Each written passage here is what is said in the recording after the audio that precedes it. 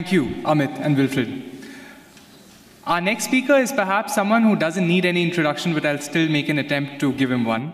Apart from being a stellar Stupasa actor, he's been an NCC cadet.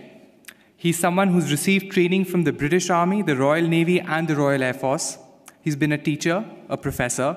He's represented India at the Young Businessman Conference in Japan. He has a degree in electronics, and he's also served as a cultural ambassador to India. Please welcome Mr. Madhavan.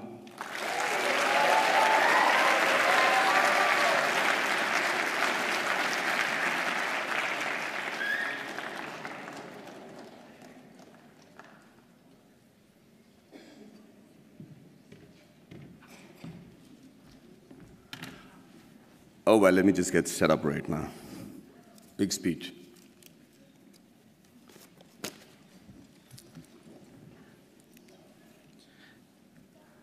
So, first of all, thank you very much for having me here at the Inspire series. It's worked dramatically. I'm already inspired to be addressing this really august intellectual gathering of people from Harvard, a place that my mother thought I will never reach. But you know what? A lot of people have spoken before me and eloquently and described their dreams for India and given figures and facts that either are skeptical and, like Mr. Wilbur says, aspirational. But I'm just an actor, and I'm going to just give you my dream shamelessly, because that's the thing that I can do best. And by that I mean, when we talk of dreams, we have one of our greatest scientists and philanthropists, Dr. Abdul Kalam, and he said something which is very interesting. He said, dreams are not what you have when you sleep. The true dreams are the ones that don't let you sleep. He said that when you have that dream once, it's a dream. When you have it twice, it becomes a desire. And when you see it for the third time consecutively, it becomes a passion, an aim, and a goal. And that is the passion with which I want to see this fantasy that I have for India 2030. And Abraham Lincoln also was a dreamer. And, but he said one thing that makes most sense in trying to achieve this goal that I have dreamt for my nation. He said, if I have 6 hours to cut down a tree, then I will spend the first 4 hours sharpening the axe. There's a great philosophy in that. In this era of instant gratification, we just keep thinking we can achieve all these goals by just tweaking this, tweaking that. It's not true. I really believe that, that a missionary zeal is required to make that quantum change. That can make 2030 what I'm dreaming about right now. And just let's look at India as a country. What a unique nation, seriously. Thousands of years old of culture and tradition, many invasions, being ruled for many years, and we still somehow managed to maintain our identity. We still somehow have managed to maintain our Indianness, our beliefs, our faith. And, there has been, we have our drawbacks. There is corruption, there is violence, there is differences between the different religions and sects and castes and everything. But I can't help but think, looking at India, at the geography, that we're not doing really that bad. Look at all the other nations around in the world. Look at our neighbors. Compared to that, there is somebody in India who's doing something right for us to be called a growing economy and being projected as the third largest economy in 2026 and the most educated and young nation in the world. And it's still functional democracy. So let's first accept the fact that there is some people in India with the right ideas and the ability to lead the nation to where we are today. Under that assumption, we are also very capable of finding very unique solutions to the problems that generally the world faces. One of them, of course, is the fact that we found freedom through nonviolence and non-cooperation. Who would have thought that was possible? We have some other great...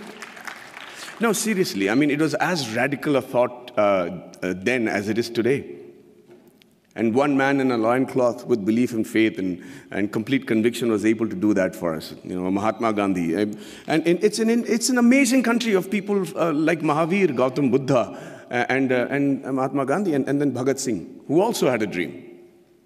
He dreamt then, 85 years ago, that I dream of an India where no infant cries for the want of milk. No youngster is deprived of relevant education, and no youth goes door to door finding a job. Sadly, it's still a dream today. And I dream of a 2030 when this dream becomes irrelevant. I dream of a 2030 when everybody is so equally satisfied with what they're doing that they're able to actually devote more time back to art and culture, which is another great important aspect of our country. Now, for that to happen, we need to be a healthy nation. And when I say healthy, I remember preparing for a film of mine, which released recently, where I had to look like a boxer, and I had these, biceps and triceps that had to be there. So I decided just to work on the parts that is seen outside my clothes.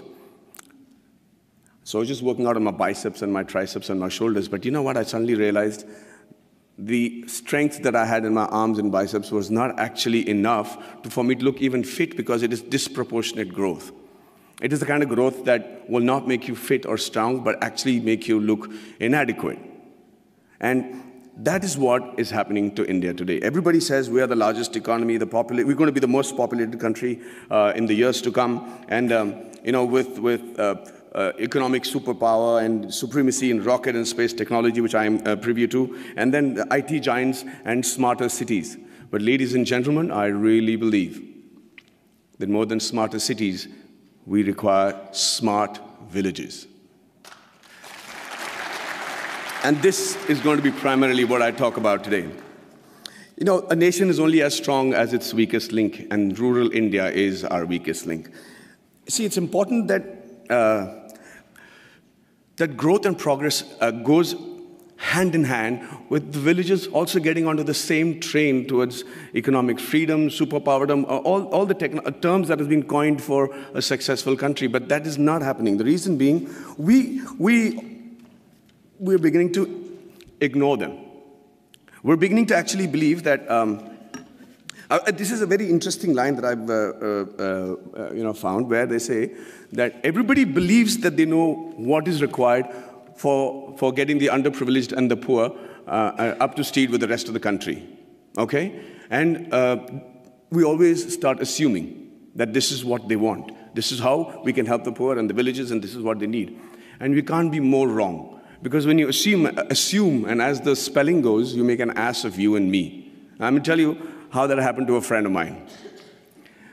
His name was, he's a very profound doctor, a gastroenterologist, and he got a call from his patient, Mr. Abdul, who said, Dr. Saab, my wife is really, really ill, and she's got a big stomach ache, and she can't sit, and she can't sleep, and she's in big pain. Can I come and visit you? And he said, yeah, by all means. And like all patients today, he has done his research, he's gone into the internet, and he said, usko ye ho sakta hai, wo ho sakta hai. And the doctor said, don't worry, let me handle it. And he checked her out, and he said, she has an infected appendix, so I have to do a surgery, and she'll be fine. The surgery was done, he was fine, and Abdul was a happy man. 1 year later, he calls back the doctor and says, sir, my wife has got a stomachache, please do the appendix operation, she'll be fine. So Dr. Manoj said, listen, I'm the doctor, let me diagnose what I have to, please bring her to the clinic and we'll fix it up. He says, no, yes sir, fix up that operation date, we'll do it in half an hour and we'll be back, just she needs her appendix removed.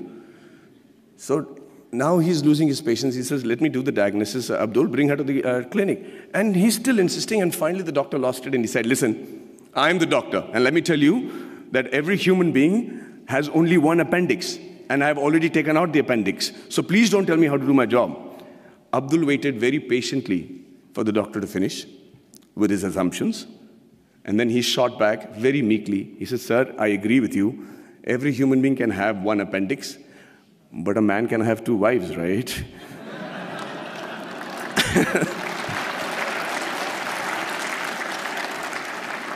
So when we start assuming what the rural India needs, we do what I think is most dangerous.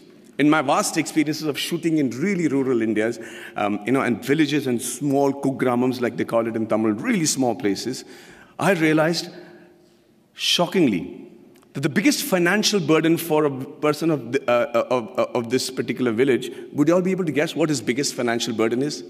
5 minutes? Hey, so I'm going to speak for 20 today. I'm going to reduce the number of questions. I'm prepared. Is that okay? Okay, so can you all tell me, anybody, quick answers, anybody know which is the biggest financial burden for a man in one of these small villages? Sorry? Theft. Health. Okay.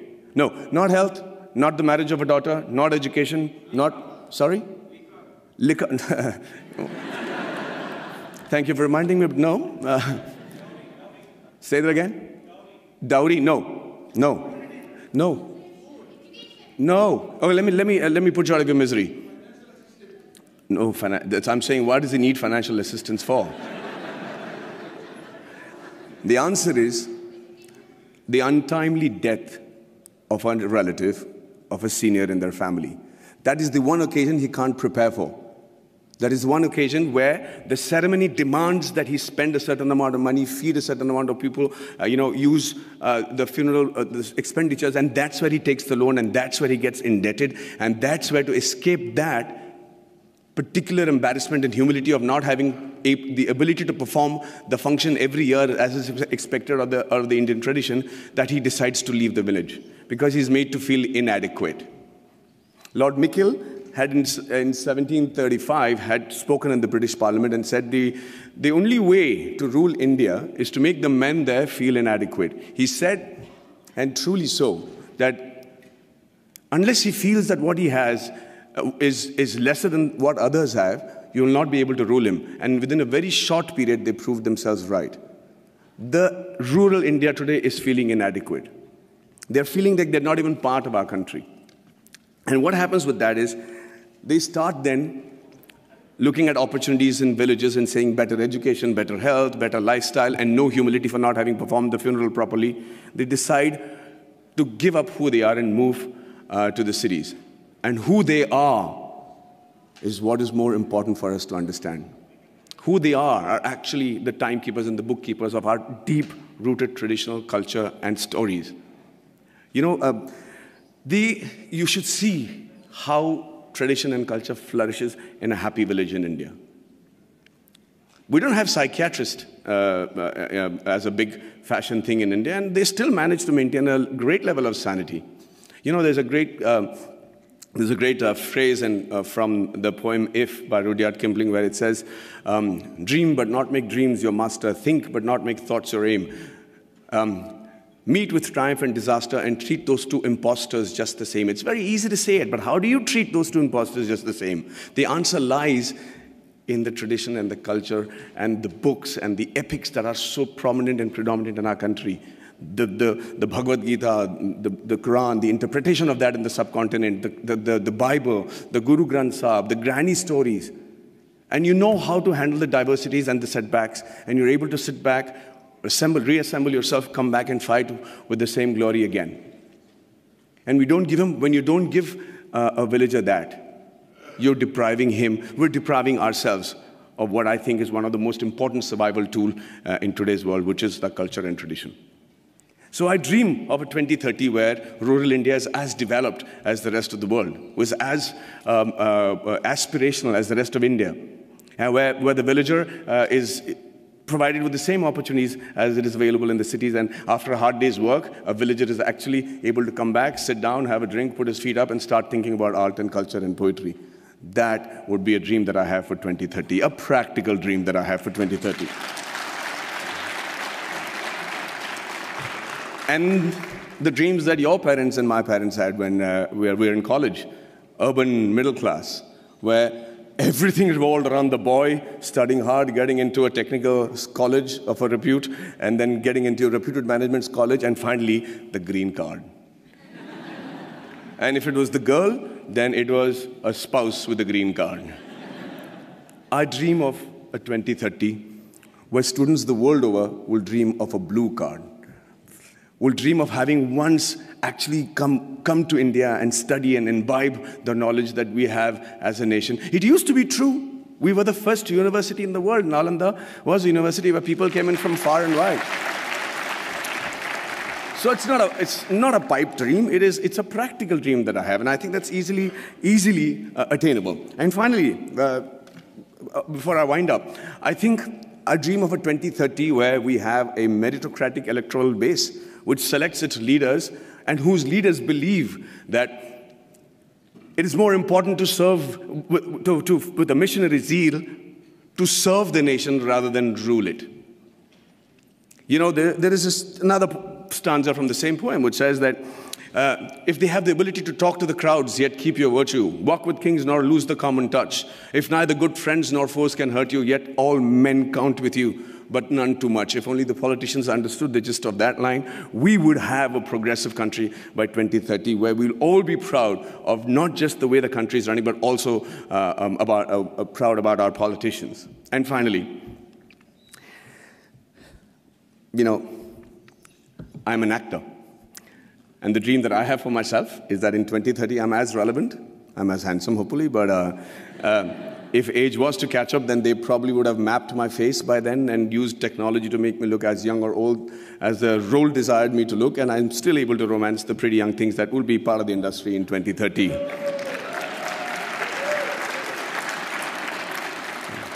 Well, I see that's got many guys going, yeah.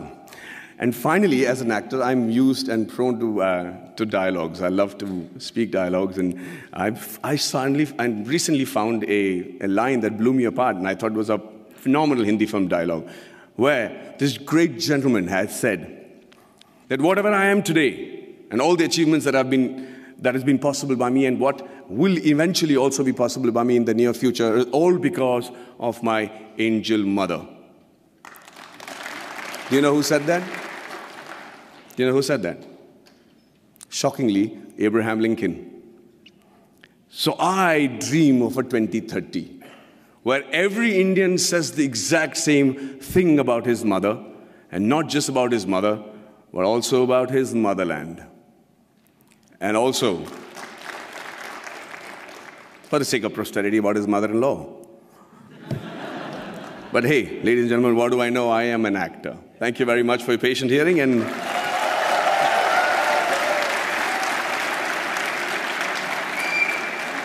And if I'm looking wise enough, I'm open to questions. Okay, wait, okay, is this, okay, it works. Okay, sorry, I wrote my question down. Okay. Give us some water. Okay, sorry. I've been trying to do this for 2 days. I've been low-key stalking you. Okay, first of all, I want to say I'm a huge fan. I wrote it down. I look weird. Okay, first of all, I'm a Tamil American, but I grew up on Ale Payute and Menale, and I'm like a huge fan of yours. And I have a question, and it is, given that you have, this is an actor-related question because you're an actor, given that you have done a very good job at portraying diverse aspects of the Tamil experience in Kollywood, in recent years, Bollywood actors have started trying to represent South Indians, especially Tamils and Tamil Brahmins. Would you be interested in or feel pressured into taking on a stereotypical South Indian role if offered to you? Do I dare ask her to repeat that? Because I couldn't hear you properly. I'm so sorry. No, I understood just the question, if you can tell me, okay. Please. Sorry. Okay. Would you be interested, if offered to you in Bollywood, to take on a Tamil Brahmin or a South Indian role in general? Will I be willing to take on a South Indian Brahmin or a Tamil role in a Hindi film? In a Bollywood film? Is that what your question is now? Of course. I mean, if the money is right. But would you be like worried about like maybe being in a stereotypical like? No, I think, you know, it's a very honest question, but I think this stereotypical is too burdened a word for everything that we use today. You know, it's politically correct and everything, but it doesn't really have any effect in my opinion, because I'll tell you, I have to listen to a story, I have to be convinced that this is going to work for my audiences, and I have to be convinced that the producer is able to pay me by the end of the day, and lo and behold, I am a Tamil Brahmin in a Hindi film, no problem. Really. Well, thank you so much for your for the excitement. Okay. Hi. Hi. So I actually wanted to ask you this yesterday, but there was like a mob, so. So this doesn't qualify. This is yesterday's question. Yeah, exactly. So my name is Pranati, and I actually grew up in Mumbai, like a lot of other people, and watched a lot of your movies. And I'm a vegetarian as well. Okay. So I really admired how you advocated for animal rights. But my question's actually about Three Idiots. So you spoke about how a lot of your acting roles was based on your experience. So I was wondering, because Three Idiots really does touch on a really important point that in the Indian education system, there is a lot of pressure, and this pressure can result in a lot of suicides by students. So I was wondering, how did your personal experience, because you did mention how you knew from the start that you did not want to be an engineer, so how did you channel that into your acting? Okay, so thank you for the question. See, the thing is, what I tried to show in Three Idiots was actually what happened at home. My dad was distraught that I didn't want to pursue engineering as a career or even join an engineering college, and I had to tell him that I knew what I didn't want to do is not become an engineer. But let me tell you this, the thing that we said about in Three Idiots. You know, I do agree that there's undue pressure on the education system and amongst the families for their children to excel. But that's not necessarily bad. I think it's important to have pressure at that age. I don't think that an examination and failing an exam because you were not able to reproduce what you remembered at the right time, at that particular moment of time in your life, is a measure of how successful you will be the rest of your life. But it's also a measure of your tenacity to be able to reproduce that under pressure, which is going to be something that you'll be doing every day of your professional life. So, yeah, let's not underrate that pressure. But at the same time, I think it's important for parents to know that that is not the be-all and end-all, and that is not a death warrant that you signed just because you flunked on a particular subject. Thank you. I'm done. Well, thank you so much for the patient hearing, and have a great evening.